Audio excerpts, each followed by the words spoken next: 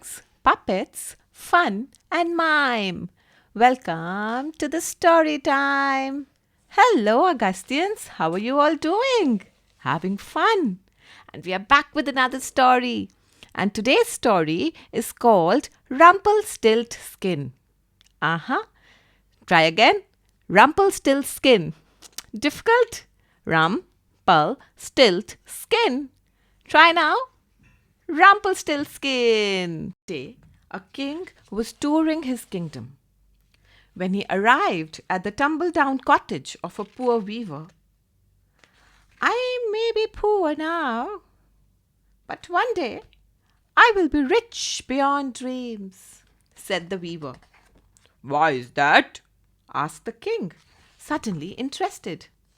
"Well, your majesty, I have a wonderful daughter who has just been taught by the fairies how to spin straw into gold," lied the weaver, who wanted to impress the king.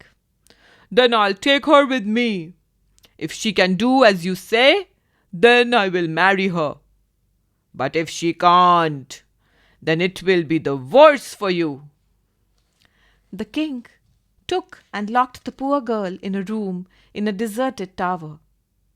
There was nothing in the room but a bale of straw and a spinning wheel. "There you are. I'll come back in the morning for the gold." Of course, the girl could not spin the straw into gold. So she sat there and wept, dreading the king's return. Suddenly, a strange little goblin appeared and asked the reason for her tears. When the girl explained, the goblin laughed. "Is that all? Why, I can do that in a twinkle. And all it will cost is your fine necklace." Although her mother had given her the necklace, the girl handed it over. Soon she fell asleep to the hum of the spinning wheel. When she woke up, the goblin was gone. But true to his word, there was a pile of gold where the straw had been kept. The king was delighted. He took the gold and brought more straw.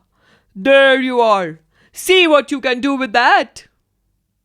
So the weaver's daughter waited until the evening, and the goblin returned.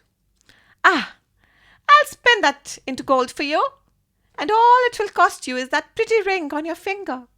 The girl agreed, although the ring had also been a present from her dear mother. As the spinning wheel sang its song, she fell asleep. When she woke up, there was more gold where the straw had been. The king hopped with excitement, and he filled the room with straw.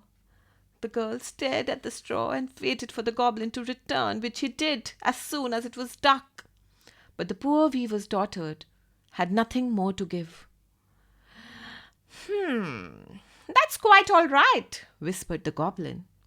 "I'll spin all of this into gold, and all it will cost you is your first-born child." Of course, the girl quickly agreed. She had no husband, nor could she think of getting one. Once again, she fell asleep to the tune of the spinning wheel and woke up to find the room filled with gold.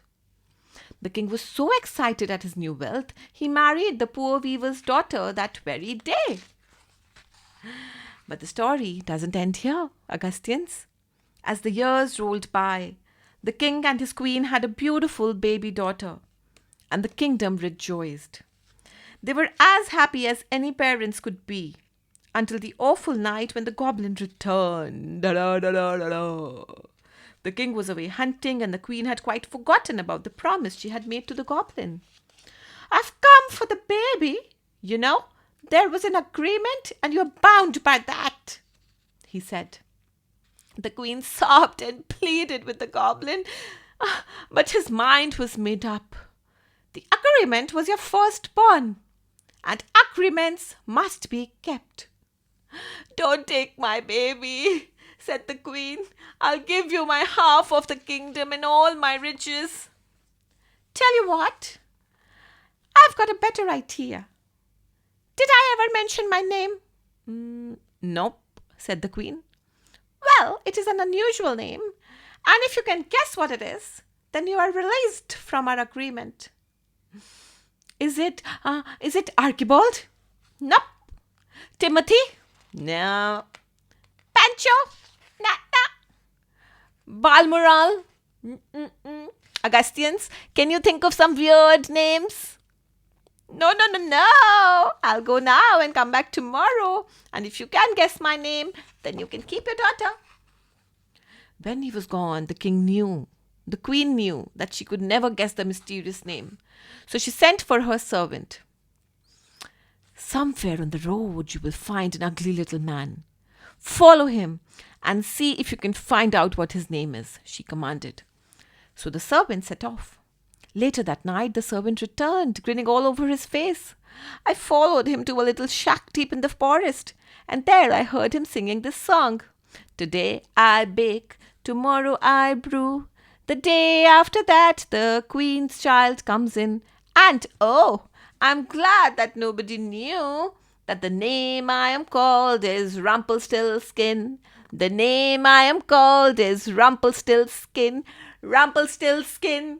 Rumpelstiltskin. The queen sang happily, dancing around the room, hugging her baby. Rumpelstiltskin.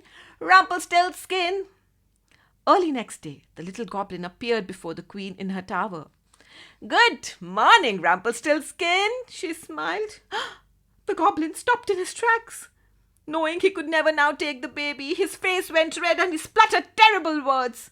And then, to the queen's amazement, he ran round the walls, spitting and squealing, only to vanish out of the window like a balloon. Nothing was ever heard of him again. As for the king and the queen and the baby princess, they lived happily together forever. That was the story for today, Augustians. Ta-da! Until we meet next time. Bye-bye.